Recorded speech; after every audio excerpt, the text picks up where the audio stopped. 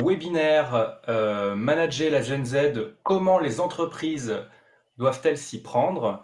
Je suis Nicolas Abrard, je suis senior manager au sein du cabinet Juliet Sterwen et j'aurai aujourd'hui le plaisir de modérer les échanges autour de ce sujet passionnant qui me fait me poser beaucoup de questions.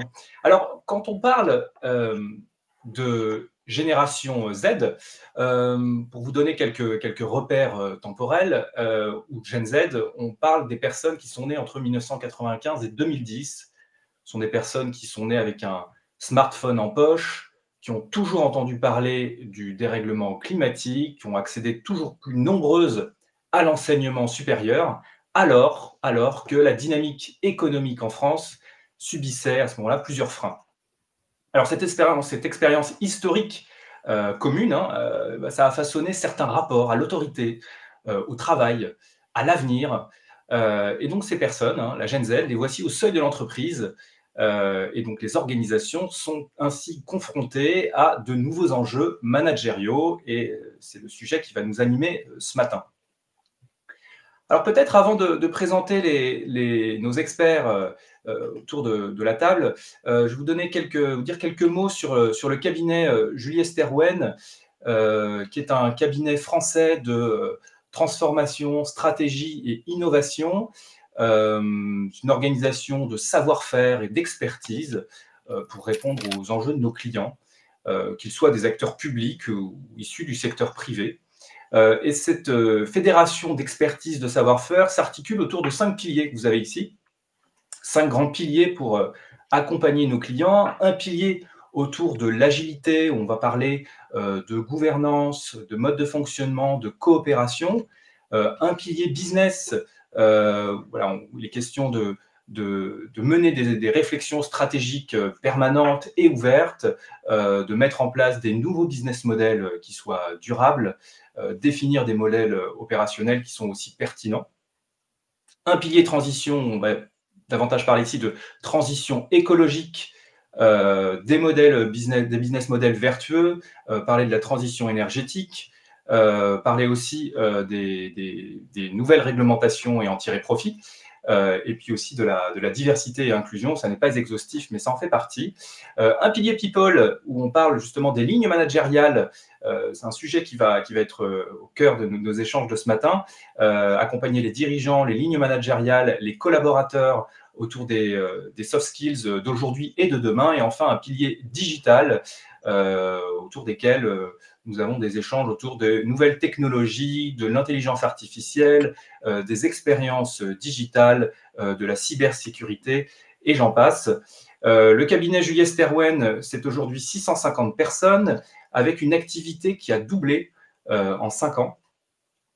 C'était une entreprise à mission, dont le motto est le consulting for good. À ce titre, nous avons ces derniers temps, ces dernières années, eu plusieurs reconnaissances qui font notre fierté. Le magazine Décideur nous a classés comme étant incontournables ou excellents sur les 21 expertises, 21 segments ou marchés où nous intervenons. BPI France, nous sommes aussi détenteurs depuis 5 ans du label BPI France qui récompense les entreprises de croissance les plus innovantes. Nous sommes aussi très fiers d'être détenteurs de la médaille de platine EcoVadis qui regroupe les entreprises, 1% des entreprises qui sont évaluées par EcoVadis. Et JS Sterwen est aussi classé premier des entreprises de 500 à 999 salariés au classement Happy at Work, qui fait aussi notre fierté. Alors, pour terminer sur le cabinet Juliet Sterwen, il y a aussi une culture très forte de la recherche, avec 8% de notre chiffre d'affaires qui est investi, 400 parutions par an, plusieurs comités scientifiques, une chaire et des thésards pour animer aussi cette communauté. En parlant de recherche, nous avons aussi, et ça c'est tout chaud d'hier, nous avons été récompensés par le Syntec avec le groupe La Poste sur nos travaux autour de la justice organisationnelle. Et enfin, Juliet Sterwen, c'est aussi une fibre entrepreneuriale, puisque nous sommes aussi fondateurs de France FinTech et fondateurs de l'incubateur 50 Partners. Voilà concernant quelques éléments autour de Juliette Sterwen. Alors peut-être pour vous donner quelques détails pratiques pour revenir au déroulement de ce webinaire, vous avez un petit panneau de configuration normalement en participant à ce webinaire. Donc vous avez la possibilité dans l'onglet public de réagir si vous avez un problème technique ou même si vous avez envie de réagir à ce qui est dit, donc ce petit onglet-là. Et puis, vous avez aussi la possibilité de poser des questions grâce à la petite icône qui est associée. Nous prendrons du temps à la fin de ce webinaire pour répondre à certaines questions qui seront posées. Sans plus attendre, venons-en à nos intervenants et intervenantes. Je vais commencer par Céline Buffy. Merci Céline et bonjour. Bonjour. Merci beaucoup pour votre présence. Vous êtes DRH de la CRAM. Alors, la CRAM, c'est un acteur de la transition énergétique, un acteur qui relève des défis techniques afin de rendre des installations énergétiques plus performantes, les bâtiments moins énergivores, les énergies moins carbonées, mais ce sont aussi des défis humains pour accompagner vos clients vers un monde plus sobre en ressources. Tout à l'heure, on parlait de transition énergétique et écologique. Vous êtes pleinement dans cette activité. Merci d'être ici. Merci à vous. Nous avons aussi Lauralie Diallo. Merci et bonjour Lauralie. Bonjour Nicolas, bonjour tout le monde. Merci beaucoup d'être avec nous également. Vous êtes Learning and Talent Development Manager chez Starbucks, qui est une chaîne multinationale de vente de café. Merci d'être ici pour votre témoignage. Merci à vous. Et enfin, notre expert Juliette Sterwen, Michel Perrault. Bonjour Michel. Et merci d'être là. Alors, tu es directeur au sein du cabinet Juliette Sterwen. Tu as une forte expertise sur la dimension people en tant que consultant en transformation culturelle, en ingénierie de déploiement sur les transformations. Et puis, tu as aussi développé récemment une offre de formation sur le volet humain de la transition écologique. Donc plus globalement, tu es spécialiste des questions de responsabilité sociale et sociétale des entreprises. Donc, merci d'être là pour justement partager ton regard sur ce sujet passionnant. Alors, dans un premier temps, j'ai toute première question, puisqu'on a en préambule de ce webinaire, nous avons commencé à définir, esquisser ce que représente aujourd'hui la génération Z. Mais j'ai une question pour vous, Lauralie. Comment prendre en compte justement les caractéristiques de la Gen Z dans le cadre professionnel ? Alors côté Starbucks, on a fait appel justement à Michel et à Juliette Sterwen pour mettre en place une formation sur cette génération Z, puisqu'au sein de nos salons, on a beaucoup de partenaires issus de la Gen Z. On a un turnover qui est assez élevé et on a en plus plusieurs générations présentes au sein de nos salons et aussi multiculturelles. Donc du coup, il a fallu donner en fait les clés à nos managers pour comprendre cette nouvelle génération qui a des nouveaux codes et une demande équilibre vie pro, vie perso très, très forte. Donc, on a accompagné nos managers à comprendre cette génération et surtout le point d'entrée, c'était de leur dire qu'il n'y avait pas de problème avec cette nouvelle génération. Bien au contraire, c'était juste des codes différents qui étaient mis en place par rapport aux générations d'avant. Merci beaucoup, Lauralie. Alors, en plus, vous opérez dans un contexte particulier et dans un secteur d'activité particulier qui est la restauration. Ça nécessite justement une adaptation justement à cette nouvelle génération. Comment est-ce que vous vous y prenez justement pour vous adapter face à une génération qui a des nouveaux cadres de fonctionnement et dans un contexte et dans un secteur d'activité qui est aussi exigeant que celui de la restauration justement?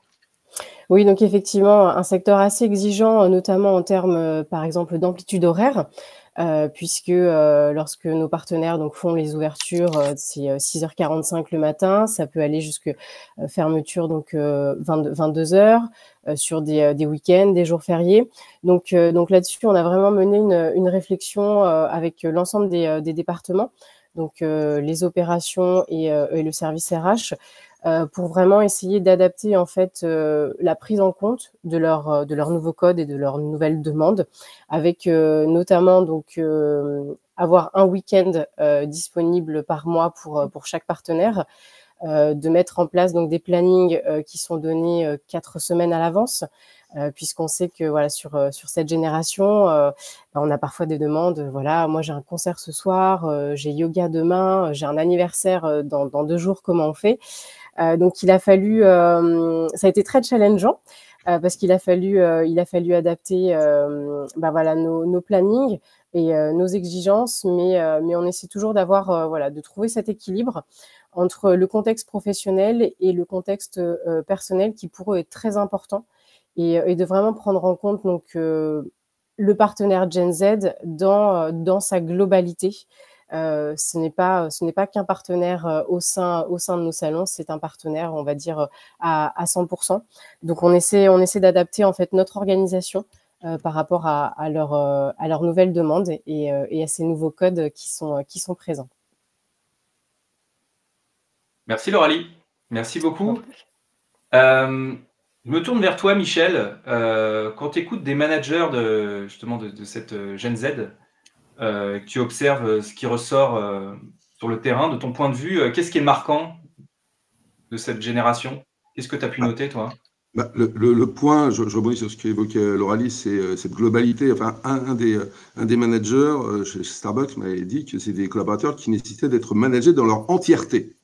Leur entièreté, c'est-à-dire qu'effectivement, il faut prendre en compte le fait que la séparation entre vie privée et vie perso est plus est moins étanche, que c'est un collaborateur qui va venir avec peut-être des choses qui, en dehors de sa vie professionnelle, le yoga, va être important pour lui et on va devoir prendre en compte ces éléments-là, donc avec les difficultés que ça peut avoir évidemment sur l'organisation du travail, mais ça fait partie d'une sensibilité qu'il va falloir intégrer. Et cette question de la sensibilité, c'est un point qui va se retrouver aussi dans les relations entre les collaborateurs, qu'il va falloir suivre de près, puisque c'est aussi des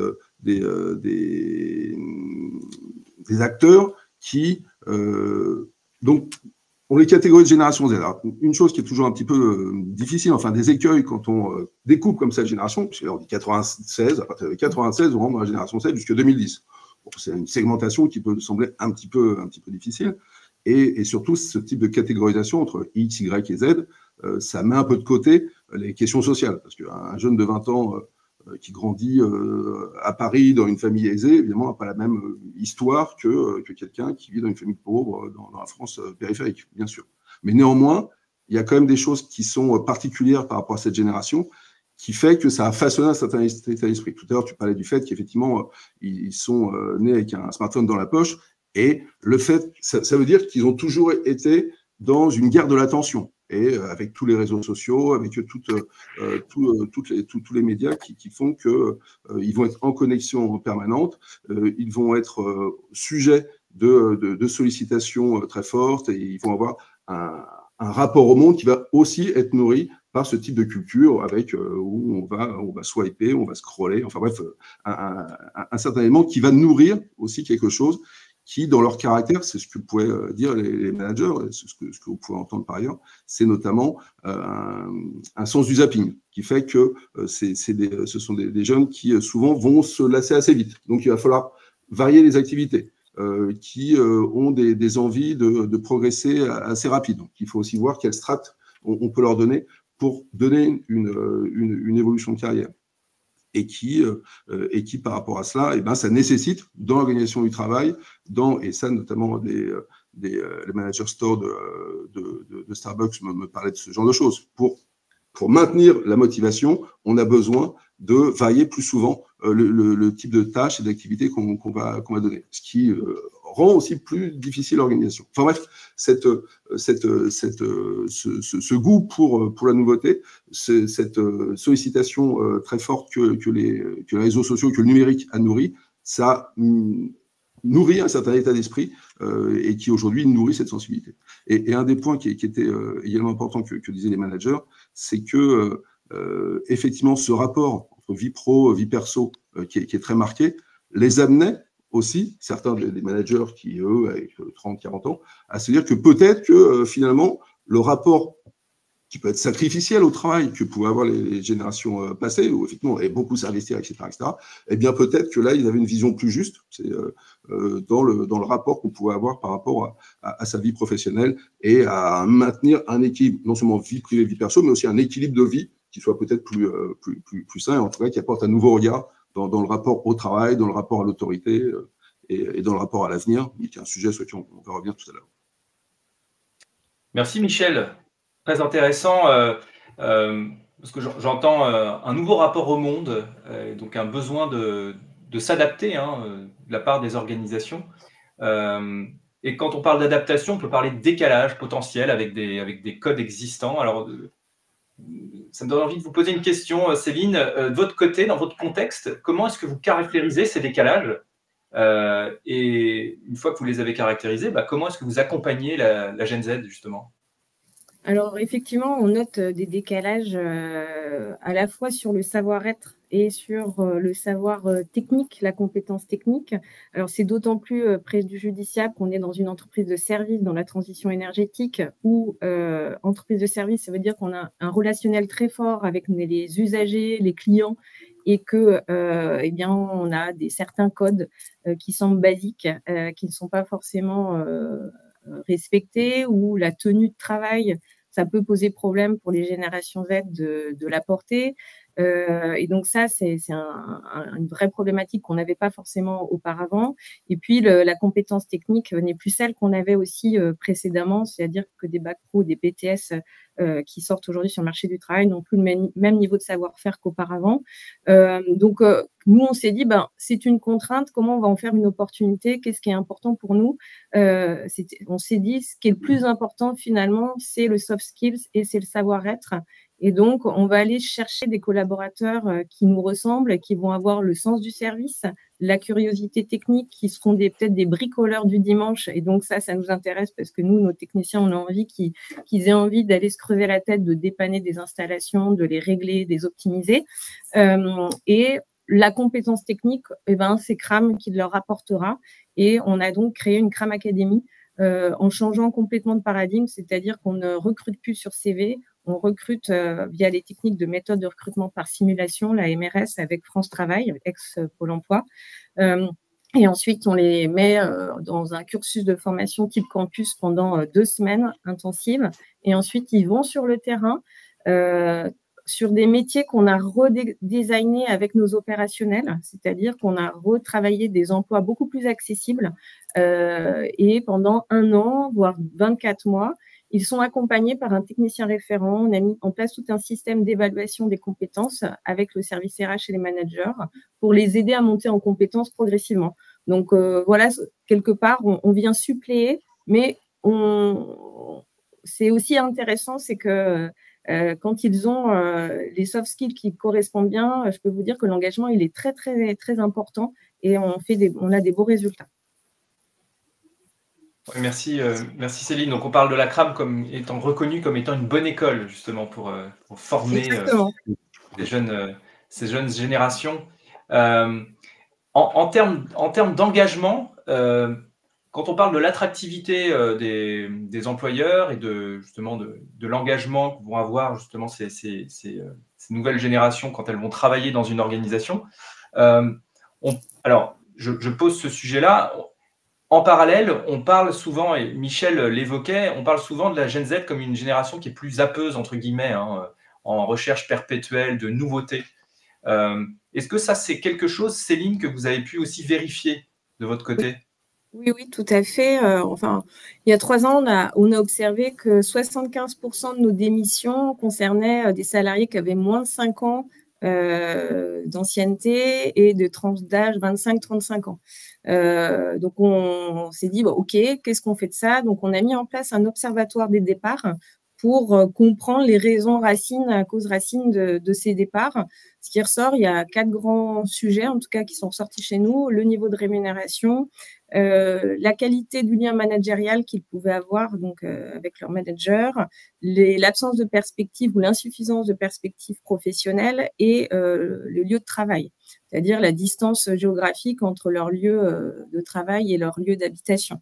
Donc, pour répondre sur la partie rémunération, une des actions qu'on a mis en place, c'est on a mis en place un plan de rémunération dès l'embauche sur 3 ans qui est mis dans le contrat de travail. Donc, quand quelqu'un arrive chez nous, et notamment les plus jeunes, ils savent quel est leur salaire d'embauche, leur salaire à 1 an, à 2 ans, avec des objectifs aussi de compétences à acquérir. Mais ça les rassure parce qu'ils ont déjà une visibilité certaine de quelle sera à minimum leur rémunération contractuellement. Sur la partie lien managérial, on a mis en place 2 fois par an des revues de centre RH avec les managers où on a toute la ligne managériale d'un service pour les accompagner et on passe en revue leurs collaborateurs sur quels sont leurs besoins de formation, leurs perspectives, projets, quel est le climat social, parce qu'on s'aperçoit que nos managers passent souvent à côté des sujets parce qu'ils ont un peu la tête dans le guidon et puis ils se disent, un jeune qui vient d'arriver, bon, j'ai un peu de temps, on va pas, j'ai pas besoin de le surveiller comme le lait sur le feu, donc bon, voilà. Et en fait, non, c'est tout de suite qu'il faut avoir cet accompagnement. Et on a travaillé notamment avec Michel aussi, on va lancer et retravailler un peu notre cursus d'intégration et de formation pour pouvoir bien les accompagner. Enfin, on a également sur la partie perspective professionnelle mis en place des outils assez basiques, mais qui fonctionnent plutôt bien. On a créé les Vie ma vie, donc c'est-à-dire quand un salarié a envie de changer de poste, donc un technicien par exemple, qui veut devenir chargé d'affaires, comme dans l'émission Ceux on peut connaître il y a quelques années, ils vont vivre la vie d'un chargé d'affaires. Donc, ils vont sur le terrain, passer quelques jours avec le chargé d'affaires. On n'est pas là, nous, ils sont vraiment in situ et ça leur permet d'avoir des échanges, de se rendre compte de la réalité vraiment du métier et de confirmer leur choix ou d'infirmer leur choix. Une fois qu'ils ont confirmé ce choix, on a créé aussi un autre dispositif qui s'appelle le parcours tremplin, puisque, imaginons que je reprends cet exemple du technicien qui veut être chargé d'affaires, on n'a pas forcément de poste à l'instant donné de chargé d'affaires à pourvoir, mais on va s'engager avec lui pour dire, OK, on croit en ton projet et on sait que comme l'entreprise est en croissance, dans 3 ans, on aura un poste de chargé d'affaires. Donc, d'ici là, on va commencer à te mettre en situation, on va commencer à te donner des formations en lien avec ce futur poste. Et ça marche aussi plutôt bien parce que, pareil, on ancre la perspective. C'est pas oui, t'inquiète pas, un jour, on fera quelque chose. Non, on s'engage réciproquement sur ce projet professionnel. Donc ça, c'est quelque chose qui marche plutôt pas mal. Et puis, par rapport à la problématique du lieu de travail, je pense comme beaucoup d'entreprises, avant le Covid, on faisait un seul jour de télétravail. Maintenant, on peut aller jusqu'à 3 jours de télétravail par semaine. Alors, ça se prête pas pour nos techniciens qui sont sur le terrain, mais sur d'autres fonctions support, ça a apporté aussi, je dirais que en tout cas, on voit dans la presse que certaines entreprises font machine arrière. Nous, on ne ferait pas du tout machine arrière parce que ça fait partie notamment de la génération Z, de conditions. C'est un prérequis, faire du télétravail. Si l'entreprise n'en propose pas, on commence déjà à avoir un petit souci. Voilà. Merci Céline. Vous, Lauralie, vous observez aussi des choses côté Starbucks sur justement ce sujet de l'attractivité, de l'engagement et avec une génération qui est plus zappeuse. Comment est-ce que vous observez ça? Oui, effectivement, sur nos baristas, majoritairement, on a, comme je disais tout à l'heure, un taux de turnover très important. C'est une population très jeune, très volatile. On a beaucoup d'étudiants aussi au sein de notre population de baristas. Donc, il faut aussi s'adresser à eux, mais sur le long terme, parce qu'on sait que logiquement leur contrat arrivera à terme. Mais de notre côté, en tout cas, on a mis en place trois axes aussi. Le premier, c'est sur l'intégration en fait du nouveau collaborateur. Donc comment le retenir en fait. On a essayé de gamifier en tout cas notre parcours de onboarding, puisqu'on sait que ce sont des générations qui sont très sur smartphone, et on est vraiment dans cette logique d'apprendre en jouant. Donc on a un outil pour ça, mais on est vraiment sur de la gamification. Ensuite, le troisième pilier, effectivement, c'est côté rémunération. On essaie d'avoir un package beaucoup plus attractif également. Et le troisième levier, c'est également donc perspective professionnelle, puisqu'on a aujourd'hui donc beaucoup de promotions en interne. Nos baristas ont la possibilité après de passer au niveau management intermédiaire. Donc sur un poste de shift, on va vraiment essayer donc de retenir nos forces qui sont en interne. Voilà, sur ces trois piliers en priorité. Pardon, j'ajouterais qu'un des points qui était important justement par rapport à ça, c'est cette segmentation dans l'avancée dans l'entreprise pour justement proposer des perspectives qui sont peut-être plus courtes, mais pour justement donner des étapes qui peuvent être atteintes. Et là aussi, pour répondre à ce côté un peu zapper qui peut exister, en donnant des échéances, des objectifs qui permettent aussi de fidéliser davantage les collaborateurs et réduire les risques de départ qui peuvent exister. Ok. Merci à tous les deux. deux. Alors, les points que Céline vous évoquiez aussi, enfin, le fait de cranter comme ça pour fidéliser et approcher. Justement, quand on parle d'accompagnement de la Gen Z, on peut parler à plusieurs niveaux. On peut parler de politique RH d'un côté, on peut aussi parler descendre d'un cran et de s'intéresser au management de proximité. D'ailleurs, ce sont des sujets qui vraisemblablement aussi intéressent nos participants aujourd'hui. Je vois quelques questions déjà qui commencent à apparaître autour de la manière de manager. Et en tant que manager opérationnel, comment est-ce que je vais accompagner ces Gen Z?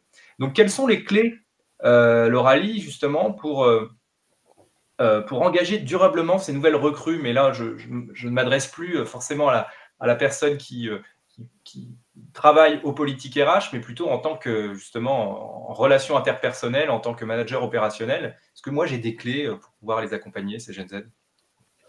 Alors, la clé principale, elle va être dans la communication, mais vraiment dans la communication dans sa globalité, puisque aujourd'hui, c'est vrai qu'ils ont des codes très différents, et parfois, ils vont s'adresser en fait à leurs partenaires de façon pas très professionnelle, on va dire. On va sortir un peu du cadre, et nous, la clé, ça a été vraiment de leur dire que dans la communication qu'ils allaient utiliser, il fallait vraiment qu'ils prennent en compte cette limite, cette frontière entre le cadre professionnel et le cadre personnel. Parce que c'est vrai que ce sont des générations où le lien se crée très facilement. Ils sont beaucoup sur les réseaux sociaux, ils vont créer des groupes WhatsApp, ils vont se voir en dehors des salons. Et ce qui parfois peut être problématique lorsque voilà la frontière, on va dire, est franchie, et que le lendemain on se retrouve dans le cadre professionnel dans le salon, et que du coup on ne sait plus du tout comment asseoir sa posture managériale face à un partenaire au niveau duquel la frontière a été franchie. Donc il y a des frontières qui deviennent beaucoup plus floues entre le pro et le perso. N'est plus du tout aussi clair aujourd'hui, ce que vous voulez évoquer. Ah oui, on est plus du tout clair du tout, hein. Vraiment. Ouais. En tout cas côté Starbucks, et c'est vrai que on a vraiment à cœur de leur donner en fait toutes les clés pour asseoir leurs rituels managériaux, donc avec vraiment les guidelines, le fil conducteur systématiquement, parce que l'écueil, c'est que une fois que la frontière est franchie, voilà, ça peut amener à certaines dérives où là, le harcèlement peut rentrer en ligne de compte. Et là, du coup, la seule réponse qu'on a à donner, c'est effectivement la réponse côté RH. Donc, c'est vrai que c'est sur la communication, sont des nouveaux codes qu'on n'avait pas auparavant. Mais qui est lié effectivement, comme le disait Michel, au fait de manager le partenaire dans son entièreté. Effectivement, quand on s'intéresse à lui côté personnel, parfois les frontières sont très fines et franchissables très rapidement.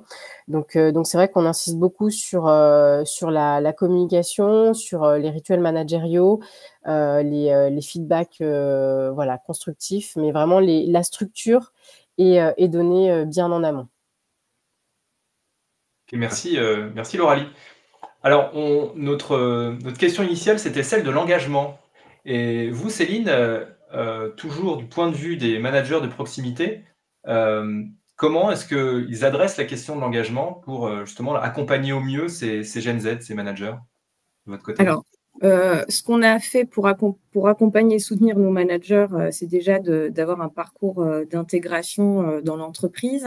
Et ce qu'on note, et ce qui est…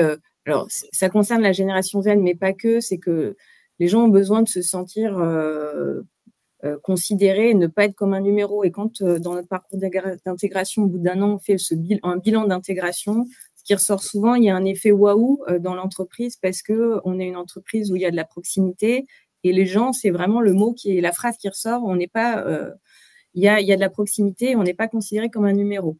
Néanmoins, chez nous, à la différence de Starbucks, nos salariés sont dispersés sur le territoire, donc sont en mobilité, et donc on essaye et on va essayer de leur développer l'année prochaine de recréer des événements où on va rassembler l'ensemble des collaborateurs pour que les managers, leurs collaborateurs, la direction, on se retrouve et qu'on crée vraiment une communauté parce que les jeunes Z sont vraiment très sensibles aussi à ce lien, à avoir des événements, des moments qui sont pas forcément des moments trop formels d'ailleurs.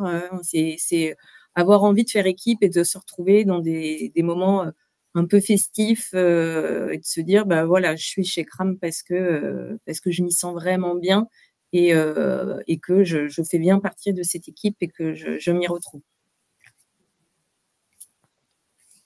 Ouais, et d'ailleurs,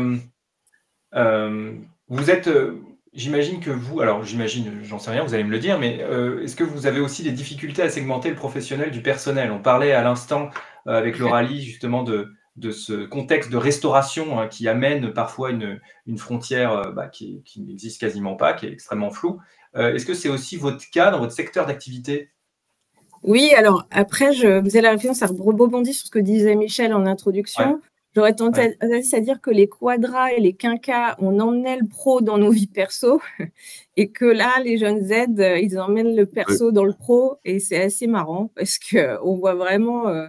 je fais partie des quadras quinquas, donc j'ai encore tendance à emmener du pro dans la vie perso et moins le perso dans le pro. Eux, c'est plutôt l'inverse et c'est un peu comme ça que en tout cas que je le vis chez Cram. D'accord, ok. Entre manager et collaborateur, il faut trouver la bonne jonction, justement. C'est ça. Trouver la jonction. Exactement. Donc la question de l'adaptation de la Gen Z à l'organisation, c'est une question que je vois qui commence à se dessiner mais on y reviendra, qui se dessine dans le chat. Alors, Michel, je me tourne vers toi, parce qu'on parlait du management et de la manière d'engager les collaborateurs en étant manager de proximité.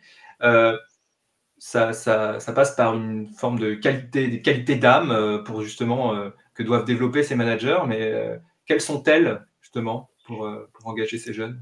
Alors, je pense que cette question de qualité d'âme par rapport au manager, ça va être effectivement de développer une écoute forte et une adaptabilité et une vision du rapport au travail qui n'est pas forcément celle avec laquelle eux-mêmes ont grandi. Et ça, c'est un point qui va être important. Et trouver des règles de fonctionnement qui vont marcher par rapport à ça. Un des points qui revenait souvent dans ces sujets, c'était que les managers devaient répondre à une demande de sens forte de la part des collaborateurs et qui faisait que par rapport à un travail à faire, par rapport à une activité à exécuter, alors qu'auparavant, ces managers avaient pu être habitués au fait de dire, voilà, il faut faire ça, ça et ça, Hein, et les choses étaient exécutées. Maintenant, il faut faire ça, ça et ça, mais il faut expliquer pourquoi. Il faut répondre aux questions, il faut rentrer dans le détail. Il faut, d'une certaine façon, justifier le point qu'on a. Et donc, ce qui répond à un besoin de sens de la part des collaborateurs, ce qui est très bien, effectivement, que ce ne soit pas simplement une exécution, et sans doute vont-ils réaliser les choses avec plus d'intelligence s'ils en ont compris, le sens. En revanche, ça demande de la part des managers un investissement en temps, en explication, qui peut être un petit peu long, qui peut peut-être même parfois, dans un certain nombre de cas, mettre à l'épreuve la patience, parce que globalement, on sait ce qu'il faut faire et comment il faut le faire, quoi. Bon, mais néanmoins, on va passer du temps à expliquer. Et une des choses que j'avais entendues, par exemple, chez Starbucks, qui était intéressant, c'était qu'il y avait effectivement ce besoin de la part des managers d'expliquer pourquoi il fallait faire les choses et comment il fallait faire, et surtout pourquoi. Donc ça prend du temps. Et dans un mode de fonctionnement comme Starbucks, qui a dans la journée des temps qui peuvent être un peu plus calmes, et puis des temps qui vont être très, très tendus, notamment au moment, bien sûr, au moment du déjeuner, au moment du soir, etc., etc. Et donc, il y avait un des managers qui, lui, avait instauré un système où, effectivement, dans les temps plutôt calmes, il pouvait avoir ce type d'échange. En revanche, il était clair que quand on était dans le temps du coup de feu, enfin, grosso modo, entre midi et 2 heures, là, on était sur un mode qui était beaucoup plus d'exécution. C'est-à-dire que tu te dis quoi faire, tu le fais. On prendra le temps après pour rentrer dans les sujets, pour t'expliquer quoi. Mais en revanche, dans ce temps, dans ce segment de temps, on a un mode de fonctionnement qui est différent, mais qui répond à la situation professionnelle qu'on doit traiter et qui nécessite un temps d'exécution qui est plus rapide. Donc ça, c'était une pratique managériale, en tout cas, qui avait été trouvée par un manager et qui m'avait semblé quelque chose qui était très intéressant et très juste par rapport à la situation. Pour rebondir sur cette question de qualité d'âme, moi, c'est un sujet qui m'importe, mais plus par rapport à la génération Z elle-même. Parce que c'est un point qui me semble très important par rapport à cette génération. On n'a pas encore parlé, on a parlé beaucoup du rapport au travail, rapport à l'autorité, mais on n'a pas parlé du rapport à l'avenir.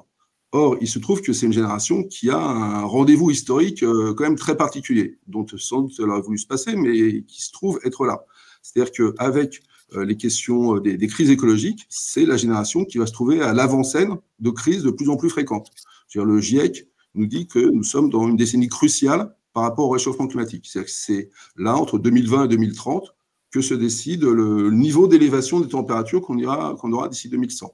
Si on veut ne pas dépasser 1,5 degré d'élévation des températures en 2100, ça veut dire qu'en 2025, il faut atteindre le pic d'émission de CO2. Voilà. Et donc, on n'y est pas. Donc, une décennie cruciale. Un moment aussi où, c'est aussi le GIEC nous le dit, on va être confronté à des phénomènes climatiques extrêmes plus fréquents et plus intenses, où on va avoir accès à des ressources de façon plus compliquée. On voit aujourd'hui autour des questions de l'eau avec les méga-bassines, et où on va être confronté, et où cette génération va être encore une fois à l'avant-scène, confrontée à des situations de conflits, de crises liées à ces sujets-là. L'ONU annonce 216 millions de réfugiés climatiques en 2050. Voilà, et 2050, donc, c'est les gens qui ont 20 ans aujourd'hui, c'est eux qui vont vivre ça. Donc, comment est-ce que c'est quoi le type anthropologique qui permet de mieux affronter, d'être le plus en phase avec une situation qui est de cet ordre? Et il me semble que ça nécessite de développer un certain nombre de traits culturels ou de qualités d'âme ou de force d'âme autour des questions de sobriété, c'est voir comment on va pouvoir, dans un monde où il va falloir réduire la consommation, parce que c'est la consommation qui entraîne tout un ensemble de rejets que les écosystèmes ne peuvent plus absorber. Donc la sobriété. La question de la résilience, comment est-ce qu'on va encaisser ce type de choc vers lequel on va et qu'il va falloir surmonter. La question de l'entraide, comment cette entraide peut permettre justement cette résilience et comment, d'un point de vue collectif, on peut porter ça. La question de la participation, parce qu'on est sur un sujet aussi où il y a un destin commun, mais aussi des responsabilités différenciées. On sait que les 10% les plus riches au niveau mondial sont responsables de 50% des émissions de gaz à effet de serre. Et les 50% les plus pauvres sont responsables d'à peine 10% de ces émissions. Donc, il y a une responsabilité qui n'est pas la même. Et enfin, un dernier point qui me semble important pour cette génération, c'est la créativité. Parce qu'ils vont devoir inventer un nouveau monde qui ne fonctionne pas comme celui dans lequel on est et qui n'est pas soutenable dans son modèle. Et donc, cette créativité dans un monde qui présente un certain nombre de crises et qu'il va falloir affronter, c'est quelque chose qu'ils vont devoir fouiller. Donc, c'est un programme culturel important.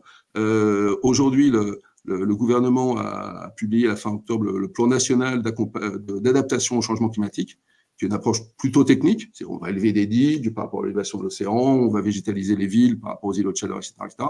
Mais la question de l'adaptation culturelle au monde qui vient me semble un sujet très important et qui va concerner en premier chef les générations Z. Merci Michel. Merci pour cette analyse. Ce point de vue réjouissant, je suis désolé, mais bon, c'est tout de même la réalité vers laquelle on va. Donc, il vaut mieux ouvrir les yeux et regarder les choses en face, même si ce n'est pas très, très, très joyeux, bien sûr. Et effectivement, affronter cette nouvelle donne. Je fais un pas de côté et je voudrais parler avec vous aussi de l'intergénérationnel. Je vois qu'il y a aussi quelques questions sur le sujet. Parce que quand on parle justement de l'accompagnement des Gen Z, de la Gen Z dans un système, eh bien, dans ce système cohabitent 4 générations. Hein. On a des baby boomers, on a la génération X, on a les millennials et on a les nouveaux venus, la Gen Z. Comment est-ce qu'on fait pour faire cohabiter ces générations, pour éviter notamment un sentiment d'injustice entre les générations qui ont vraisemblablement des modes de fonctionnement différents? Lauralie, est-ce que vous avez pu le noter, ça, et est-ce que vous avez des clés à nous proposer là-dessus? Alors effectivement, on l'a bien noté, parce que au sein de Starbucks, on a une ancienneté très forte, parfois sur nos store managers. Ça peut aller jusqu'à plus de 20 ans d'ancienneté. On a aussi plus de 74 nationalités présentes au sein de nos salons. Donc on a à la fois l'âge, mais aussi la culture qui est différente. Donc effectivement, on a noté un rapport très très challengeant, comme le disait Michel. Ils ont besoin de beaucoup de sens, là où sur parfois nos générations, quand on nous disait de faire ça, on le faisait parce que voilà, c'était la hiérarchie qui l'imposait, que ça faisait partie en fait de notre scope, de notre responsabilité, on le faisait. Aujourd'hui, même si ça fait partie, si c'est inscrit dans leur job description, c'est pas pour ça, pas pour autant qu'ils vont vous dire oui.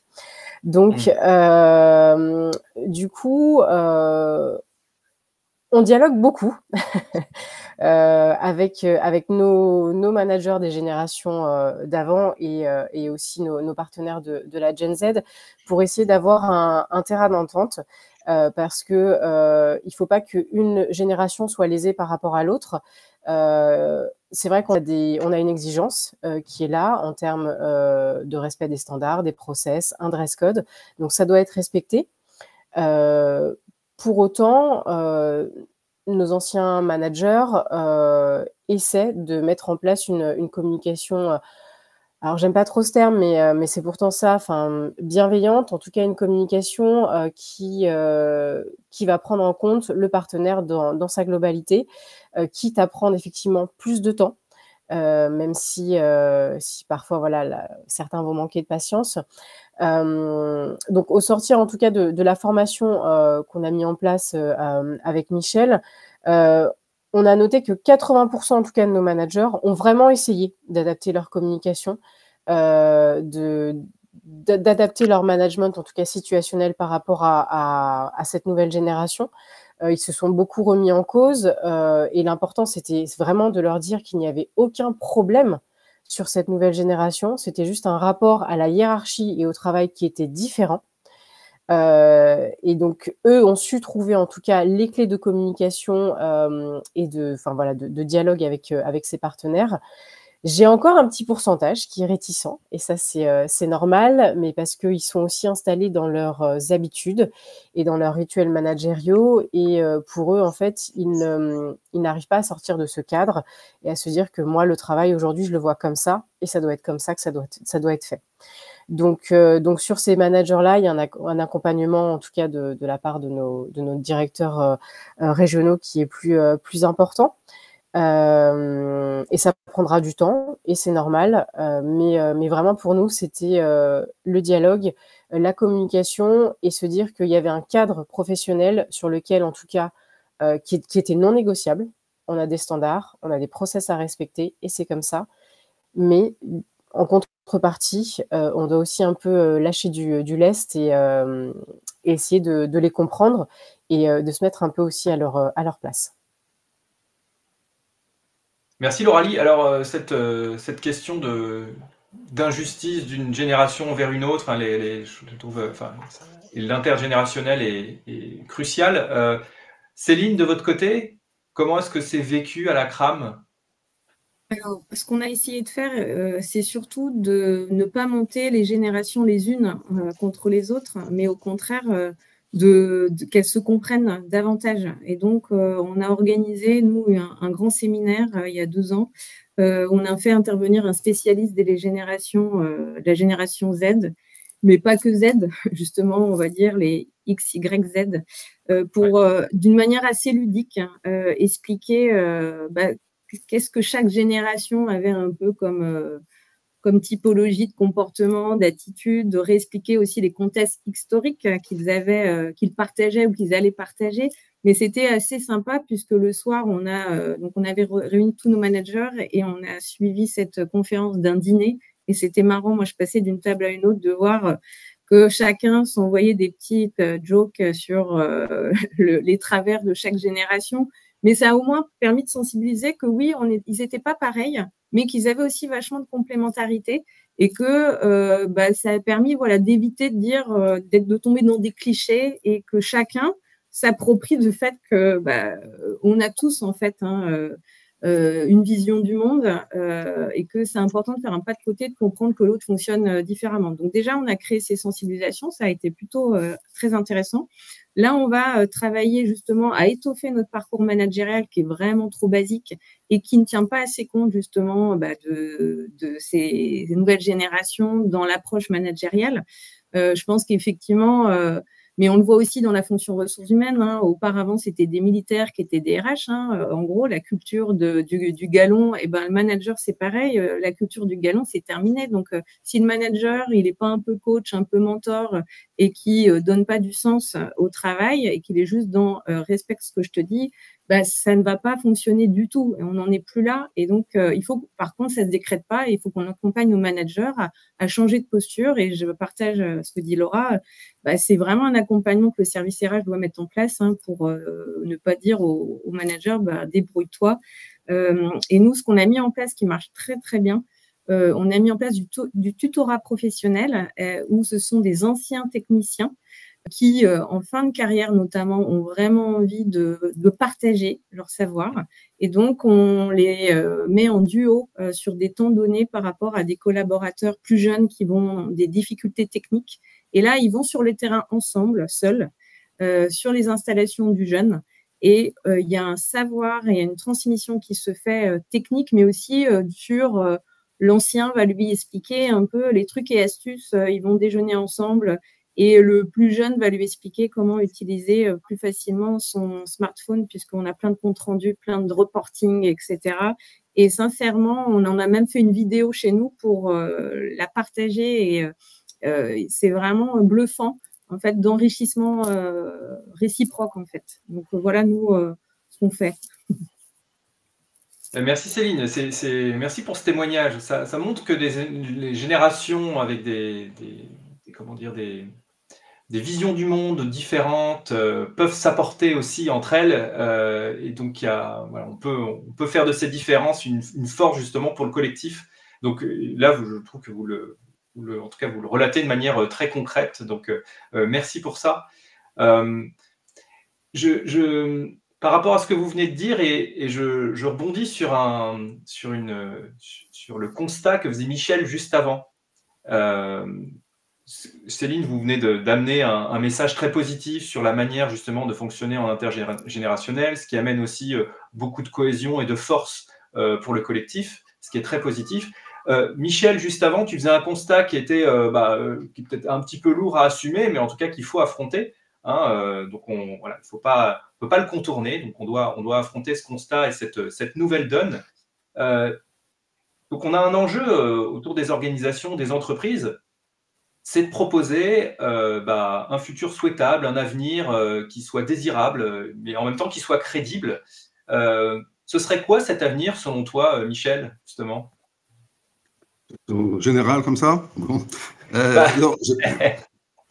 Non, mais alors déjà la question d'avenir désirable, qui est un terme qu'on emploie souvent, c'est un terme qui est pas facile, parce que, enfin, je veux dire, personne ne désire qu'il y ait de plus en plus d'inondations, personne ne désire qu'il y ait de plus en plus de sécheresse, personne ne désire qu'il y ait de plus en plus de méga-feux. Et pourtant, c'est ce qui va se passer. Donc, la question, c'est comment on se prépare à ça, quoi. Donc, c'est un avenir désirable, mais déjà un avenir habitable. Et donc, il va falloir construire ça. Et un point qui me semble important par rapport aux entreprises sur ce plan et par rapport aux managers, c'est que cette situation écologique change très fondamentalement la donne, par rapport à l'accès aux ressources, par rapport à l'utilisation de l'énergie, par rapport à toute la logistique, les transports, etc., etc. Donc, c'est-à-dire que les entreprises vont devoir, de toute façon, évoluer dans un modèle qui soit plus soutenable et donc trouver des formes d'écologisation de leur process. Aujourd'hui, les entreprises qui le font, plus portées par la réglementation, la CSRD, par exemple, aujourd'hui, amène à devoir rendre compte d'un certain nombre de choses. Donc, la réglementation le fait, mais c'est plus une logique de conformité. Et d'autres entreprises qui abordent ce sujet plus dans une approche stratégique. Et là, je pense qu'on pourrait, un peu comme on a fait dans les années 2010, où les entreprises ont financé des incubations de start-up pour voir comment la transition numérique, ça pouvait marcher et comment on pouvait le tester dans un petit bocal pour en tirer des enseignements pour soi. Ben, je pense qu'il peut-être serait intéressant que l'entreprise réfléchisse sur des prototypes de l'écologisation de leur process. Et donc peut-être isoler une ligne de produit, un site de production, un process particulier, pour voir comment, en intégrant les limites planétaires, ce qui est le sujet auquel on va être de plus en plus confronté, comment ça peut fonctionner, comment est-ce que notre activité peut se poursuivre, comment d'autres activités peuvent inventer, comment d'autres choses doivent changer pour tester ça. Et sans doute, les jeunes qui vont être confrontés à ça, eh bien, devraient avoir un rôle central, important, dans l'organisation, dans le montage de ces prototypes d'écologisation des entreprises qui vont, encore une fois, à l'image de ce qu'on a fait sur les startups qui étaient incubées dans les années 2010, eh bien, nourrir la réflexion des entreprises sur la manière dont elles peuvent évoluer pour mieux prendre en compte ces questions écologiques. Et ça concerne toutes les entreprises et puis tous les sujets dont on va avoir besoin. La question de la transition énergétique, comme la CRAM est évidemment centrale dans le sujet, mais la question aussi par rapport au point qu'on évoquait tout à l'heure de participation, d'entraide, eh bien, les lieux de convivialité, comme Starbucks en propose, permettent aussi de voir comment nourrir ce genre de sujet. Donc, je pense qu'un des grands enjeux des entreprises et des managers, ça va être d'intégrer les nouvelles problématiques écologiques, le champ de contraintes que ça dessine, et comment les managers peuvent accompagner en tant que génération X et Y. C'est aussi eux, je pense, leur devoir historique par rapport au rôle historique que vont tenir les Gen Z du fait de l'évolution de la situation que l'on connaît et à laquelle il va falloir s'adapter. Merci Michel, merci pour cette nouvelle analyse. Je vois que l'heure tourne et moi je n'ai pas d'autres questions à vous poser à ce stade, mais je vois que dans le chat, il y a quelques questions qui arrivent. Alors j'en vois plusieurs qu'on a pu, en tout cas déjà, on a déjà pu aborder certaines thématiques. Il y a une question que je vois et une deuxième, je vais essayer d'en faire une seule. La question qui est posée, c'est qu'est-ce qu'on peut attendre de la part des Gen Z pour s'adapter à l'entreprise? Et pour justement amener cette adaptation, et donc là je fais référence à une seconde question que je vois aussi, c'est un manager issu de la Gen Z est-il conscient de ces enjeux organisationnels? Pour pouvoir s'adapter, ça nécessite de pouvoir être conscient de ces enjeux et de ces différences. Est-ce que vous avez, vous, quelques pistes justement d'adaptation de la part de la Gen Z, même si vous les avez déjà esquissées en partie? Est-ce que vous avez des choses des éléments à donner en complément? Donc, que peut-on attendre de la part des Gen Z pour s'adapter à l'entreprise? Ce qui nécessiterait… Pardon, Michel, ouais, vas-y. Oui, non, un point, mais là, c'est en fait plus pour renvoyer la balle vers Lauralie, parce que une des choses qui apparaissait, c'est qu'il y avait beaucoup de managers qu'on formait, qui eux-mêmes étaient des Gen Z, parce que, encore une fois, Starbucks, c'est une entreprise qui fait que les gens évoluent vite, et du coup, ça les mettait à une position assez particulière par rapport à ça. Eh oui, exact, on en avait discuté, ouais. Oui, effectivement, il y a l'effet miroir où quand effectivement ils passent à un niveau management intermédiaire, du coup, ils se rendent compte que voilà, ils font partie aussi de la Gen Z, mais qui vont devoir en fait se manager eux-mêmes entre guillemets. Mais ce qu'on peut attendre de la Gen Z pour s'adapter, Concrètement, je pense que s'ils arrivent à se retrouver dans une entreprise qui est impliquée sur tout ce qui est démarche autour de la planète, qui a des fortes valeurs, ils vont quand même s'impliquer. Et parfois même au-delà de ce qu'on peut attendre de cette génération par rapport au nouveau code. Et ils vont aussi permettre à nos managers actuels de voir qu'il y a aussi une force en eux, parce que c'est vrai qu'ils sont nés avec un smartphone dans la main, donc ils ont des appétences en fait technologiques qui sont là. Donc ils vont être aussi force de proposition, j'ai envie de vous dire, pour tout ce qui est réseaux sociaux en fait d'entreprise aussi, pour valoriser en tout cas la marque et valoriser en fait ce sentiment d'appartenance.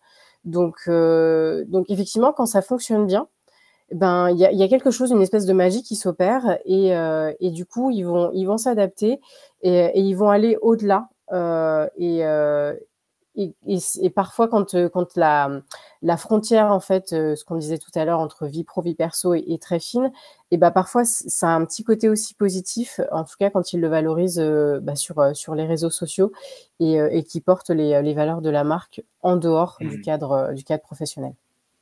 Partage ce que dit Lauralie, mais je tenais aussi à dire que c'est quand même les jeunes, c'est quand même l'avenir et que quoi qu'on en pense, ils vont prendre notre suite, hein. Donc de toute façon, on n'a pas le choix que de nous adapter plutôt que l'inverse, parce que c'est eux l'avenir, hein. C'est plus ou moins nous. Et ça, c'est un point important. On voit aussi le poids du RSE, de la RSE aujourd'hui dans toutes les entreprises. Alors, nous, on est une entreprise de la transition énergétique, donc on est clairement, notre mission est en plein dans cette RSE et donc parle beaucoup aux gens. Et je pense que dans les valeurs que remettent ces jeunes générations, c'est qu'ils remettent, et c'est ce que disait aussi Michel en introduction, le travail à sa juste place, je pense. On va tous travailler beaucoup plus longtemps, 64 ans, voire plus. Et si on n'est pas dans une approche durable de la manière dont on exerce notre travail, je pense que ce sera compliqué, et pas que pour les jeunes générations. Donc, je trouve, moi, qu'il nous amène quand même à reposer, que l'entreprise se repose des questions sur la place du travail dans son organisation et qu'est-ce qu'on demande aux gens. Et je suis d'accord avec Laura, c'est que quand ces générations sont complètement captivées et ça devient des ambassadeurs exceptionnels de l'entreprise. Et Céline, je me permets de tirer ce fil puisqu'il y a une question qui vous était destinée, et j'ai l'impression qu'on partait en tout cas sur ce sujet-là, c'est celui de la qualité des liens managériaux. Vous en parlez. Quelles actions vous préconisez auprès des managers, des collaborateurs, justement pour améliorer cette qualité de lien? Alors après, on va que toute humilité, hein, parce que ce qu'on essaye, nous, de faire, c'est ce que je disais tout à l'heure, et c'est ce que je crois que Lauralie fait, on parlait de rituels managériaux, donc c'est vraiment de renforcer la communication, et la communication, c'est ce qu'on est en train de faire, on échange, c'est pas envoyer des mails ou des newsletters, ça c'est de l'info, donc on essaye de créer et d'encourager nos managers à avoir des rituels managériaux journalier, hebdomadaire, pour qu'il y ait ces échanges, de créer ces événements où on va rassembler là plus de monde et avec des côtés un peu plus festifs. On va partager sur les projets de l'entreprise, mais aussi avoir ce moment informel où ils vont pouvoir discuter avec notre PDG, discuter avec des membres du comité de direction, mais que tout le monde soit mélangé et qu'ils se sentent un individu clé, quel que soit leur poste dans l'entreprise, et que les managers, on laisse pas nos managers de côté. Donc, on essaie de les accompagner dans la manière de faire. Et puis là, ce que je disais, on va essayer vraiment de renforcer notre parcours managérial pour leur donner plus d'outils et plus de moyens de compréhension. Parce que ça ne c'est pas juste de décréter il faut changer, non, c'est comprendre les codes comme l'a fait chez Starbucks. C'est important ça d'accompagner correctement les managers. Ok, merci. En tout cas, ça passe justement par des moments de convivialité, par de la reconnaissance, par des moments informels. Oui. Merci pour ces pour ces apports. Je vois que notre webinaire touche à sa fin et je souhaite vraiment de tout cœur vous remercier, Céline, Lauralie et Michel, pour vos apports qui étaient très éclairants. Merci beaucoup. Merci à toutes et toutes les personnes qui nous ont écoutés et pour vos questions. Je vous souhaite une très très bonne journée. Je ne sais pas si vous souhaitez ajouter un petit mot, un mot peut-être Michel, Lauralie et Céline avant de nous quitter. Non, juste dire que c'est un sujet très passionnant, la Gen Z, et très challengeant, mais challengeant dans le bon sens, effectivement. Ça fait du bien parce que ça permet de relativiser, comme le disait Céline, sur la place du travail. Et pour les générations d'avant, eh ben, ça fait du bien aussi. Merci Lauralie. Merci la jeunesse, beaucoup. forcément, ouvre les perspectives et c'est bien, c'est celle auquel il va falloir travailler. Merci beaucoup. Merci beaucoup. Bonne journée. Bonne journée, merci. À bientôt. Au revoir. Au revoir.